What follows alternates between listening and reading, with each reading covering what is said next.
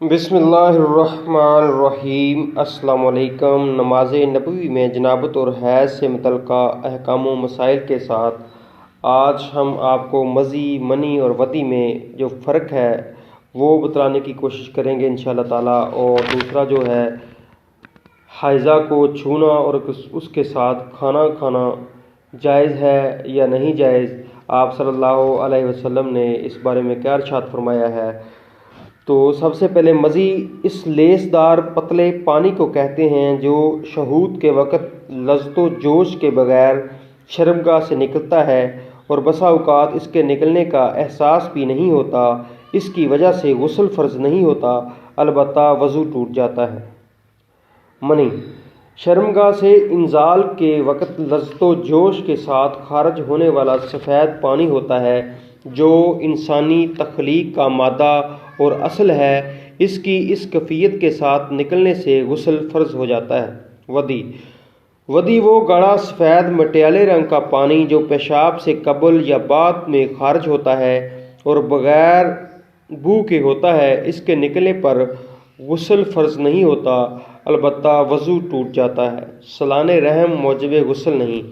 جن عورتوں کو سفید رطوبت یعنی لکوریا کی شکایت ہوتی ہے اور اس سے ان پر غسل لازم نہیں ہوتا، تاہم اس کے نکلنے سے وضو ٹوٹ جاتا ہے، لہٰذا وہ وضو کر کے حسب معمول نمازیں ادا کرتی رہیں۔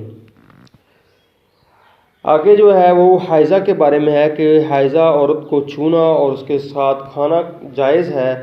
تو صحیح حدیث کی روشنی میں جو ہے وہ آپ دوستوں کی رہنمائی کریں گے انشاءاللہ تعالیٰ۔ تو جو سب سے پہلی حدیث اس معاملے میں ہے وہ صحیح مسلم شریف کی ہے۔ سیدنا انس رضی اللہ عنہ روایت کرتے ہیں کہ جب عورت حیض سے ہوتی تو یہودی اس کے ساتھ کھاتے پیتے نہیں تھے اور نہ اس کے ساتھ گھروں میں اکٹھے رہتے تھے، تو رسول اللہ صلی اللہ علیہ وسلم نے ارشاد فرمایا، حائضہ سے ہر کام کرو سوائے جماع کے، یعنی حائضہ کے ساتھ کھانا پینا، اٹھنا بیٹھنا، ملنا جلنا، اسے چھونا اور بوس و کنار وغیرہ سب باتیں جائز ہیں سوائے فرج میں مجامت کے۔ اسی طرح ایک اور حدیث جو ہے وہ صحیح بخاری شریف کی ہے۔ حضرت عائشہ رضی اللہ عنہا روایت کرتی ہیں کہ رسول اللہ صلی اللہ علیہ وسلم مجھے حالت حیض میں ازار باندھنے کا حکم دیتے، سو میں ازار باندھتی، آپ مجھے گلے لگاتے تھے اور میں حیض والی ہوتی تھی۔ اسی طرح حضرت عائشہ رضی اللہ عنہا سے ایک اور حدیث مروی ہے جو کہ صحیح مسلم شریف کی ہے۔ حضرت عائشہ رضی اللہ عنہا سے روایت ہے کہ نبی اکرم صلی اللہ علیہ وسلم نے مسجد میں اپنی اعتکاف گاہ سے مجھے بوریا پکڑانے کا حکم دیا۔ میں نے کہا کہ میں حائضہ ہوں۔ آپ صلی اللہ علیہ وسلم نے ارشاد فرمایا، تیرا حیض تیرے ہاتھ میں نہیں ہے۔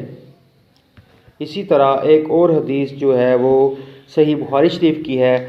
حضرت عائشہ رضی اللہ عنہا سے روایت ہے کہ نبی اکرم صلی اللہ علیہ وسلم میری گود کو تکیہ بنا کر قرآن حکیم کی تلاوت کرتے تھے حالانکہ میں حائضہ ہوتی تھی۔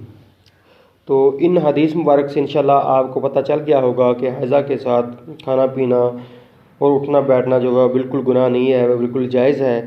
تو اگر انشاءاللہ آگے جو ہے وہ اسی طرح باقی جو مسائل ہیں حیض کے متعلق ہیں یا جنابت کے متعلق ہیں وہ آپ کو بتائیں گے، اور اسی طرح انشاءاللہ نماز نبوی کی طرف ہم بڑھتے جائیں گے۔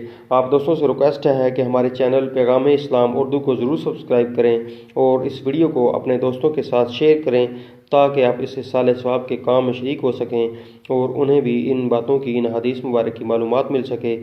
جزاک اللہ۔